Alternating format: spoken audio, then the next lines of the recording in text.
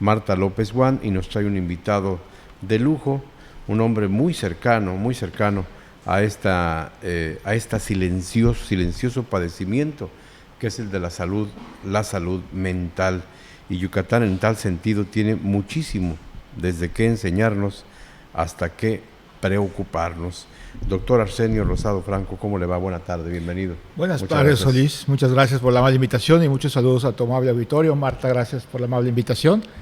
Y ciertamente es muy importante hablar de salud mental, porque ya la Organización Mundial de la Salud desde siempre ha comentado que sin salud mental no hay salud física ni salud social. Entonces es muy relevante que hablemos de ese tema en el sentido de información veraz, en el sentido de proteger a nuestra salud mental, en el sentido de qué factores protectores podemos tener para no llegar a la otra parte del espectro, que serían los trastornos mentales y el comportamiento. Doctor, ¿somos una sociedad empastillada en medio del estrés? No. Hay que entender que somos una sociedad que padece fuertes problemas de salud mental. De acuerdo al Observatorio Mexicano sobre Salud Mental y Drogas, en la península yucateca tiene más altas tasas de depresión y de ansiedad que otras partes de la República, ¿no?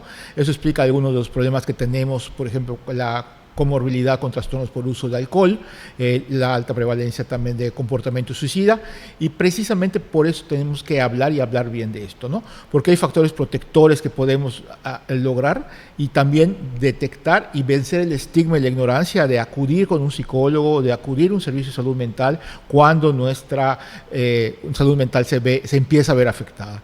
Un ejemplo, por ejemplo, dormir bien, ¿no? Creo que es un indicador de salud mental, ¿no?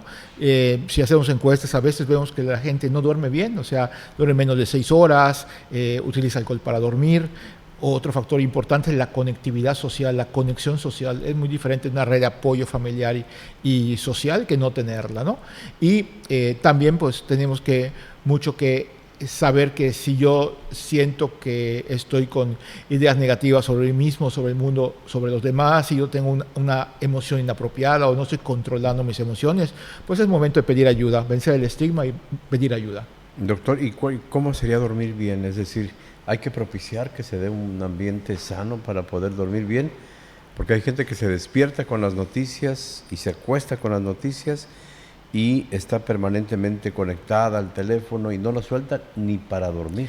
Es correcto. Lo tiene alumbrando de manera permanente. Hay algo que se llama higiene de sueño, que es precisamente a la hora que yo voy a dormir, media hora antes de dormir, yo apago el celular, lo pongo por abajo, porque ciertamente los celulares están diseñados para entrar a redes sociales. Entrar a redes sociales implica que yo estoy esperando likes o que yo esté comparándome, ¿no? Eso es un factor de riesgo también para la salud mental, ¿no? Porque denota angustia, ¿no? Es correcto, denota angustia. Hay un síndrome, se llama, síndrome de no estar conectado, ¿sí? Y bueno, creo que es importante que aprendamos a autorregular. Que no significa sociabilidad. No. Exactamente. No hay que confundir. La gente dice, mira, me dieron like socialmente, soy aceptado. No es cierto. Es correcto, no es cierto, ¿no? Y muchas veces uno está esperando ese shot de adrenalina que me genera el like o el corazoncito que pone en otras redes, ¿no?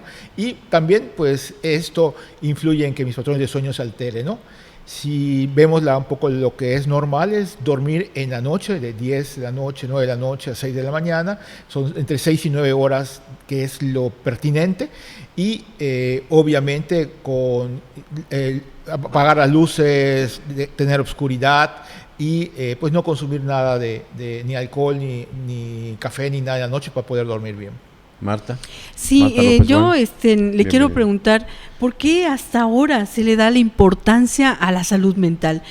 ¿Por qué tuvo que pasar tanto tiempo para que pues esto pueda suceder? Y lo pregunto porque el próximo 10 de octubre es el Día Internacional de la Salud Mental. Es correcto, Marta. Sí, yo creo que la pandemia trajo muchas cosas malas, pero al menos esto sí hizo visibilizar la importancia de la salud mental. ¿En qué sentido? La pandemia nos desconectó, somos seres sociales, seres que nos conectamos con otras personas, y el aislamiento propició precisamente un factor de riesgo para esto.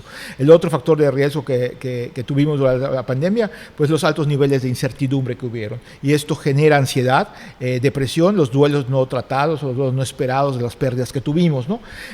Prácticamente en México, antes de la pandemia, solo había una encuesta de epidemiología psiquiátrica que nos demuestra que 9 de cada 100 personas va a tener una depresión mayor, 9 de cada 100 personas va a tener un problema con el consumo de alcohol y 14 de cada 100 personas va a tener un trastorno de ansiedad.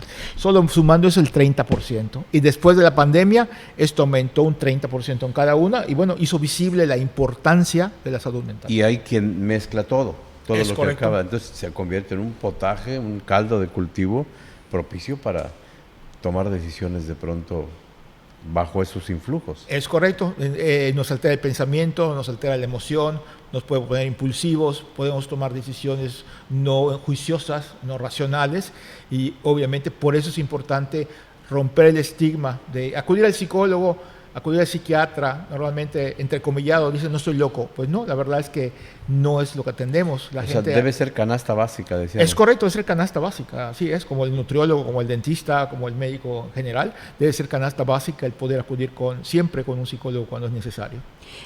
Doctor, ahorita están en las jornadas en el Hospital Orán. Háblenos de esas jornadas. Sí, yo creo que hay que hablar de salud mental en todos los foros, no solamente en prevención, en promoción, y en el Hospital Orán específicamente también para que los médicos estén capacitados en la atención de los trastornos de salud mental, ¿no?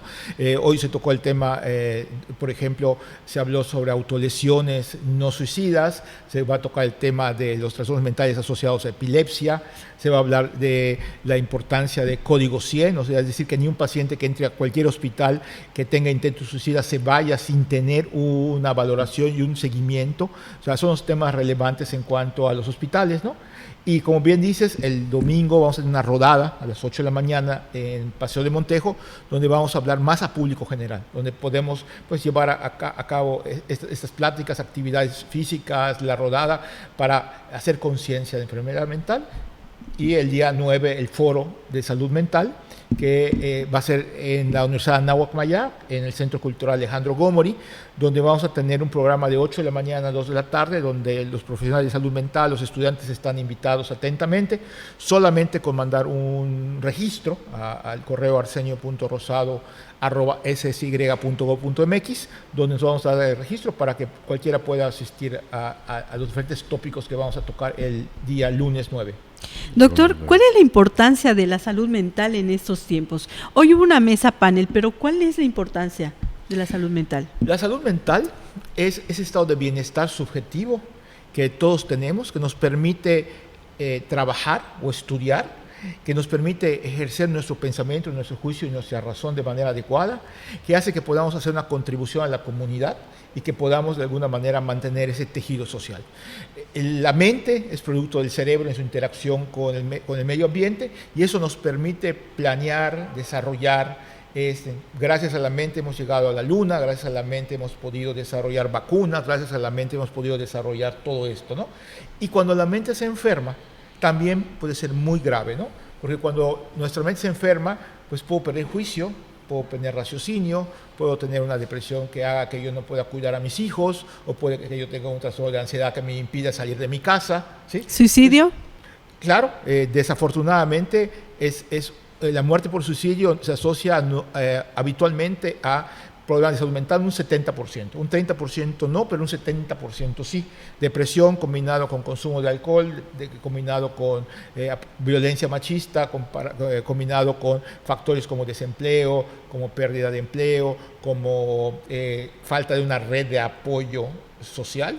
Esto es un detonante, ¿no? Entonces, ciertamente, si tratamos los cuadros que tienen que ver con depresión, con ansiedad y con problemas con el alcohol, podemos bajar las tasas y la prevalencia. Eso es lo que hacen en el Instituto de la Salud Mental en Yucatán, que ya está en marcha. Es correcto, José Luis, en eso estamos trabajando a nivel de promoción, de prevención, de tratamiento y de rehabilitación. Hay veces en que desafortunadamente hay algunas enfermedades que no se curan, pero sí se pueden controlar perfectamente bien. Doctor, repetimos tu correo para las inscripciones. arsenio.rosado@ssy.gov.mx. Sigues aquí en la Avenida Colón, doctor. Es correcto, sí. Es el doctor Arsenio Rosado Franco, director del Instituto de Salud Mental en Yucatán. 10 de octubre, Día Mundial de la Salud Mental. Muchas gracias por compartirnos esto.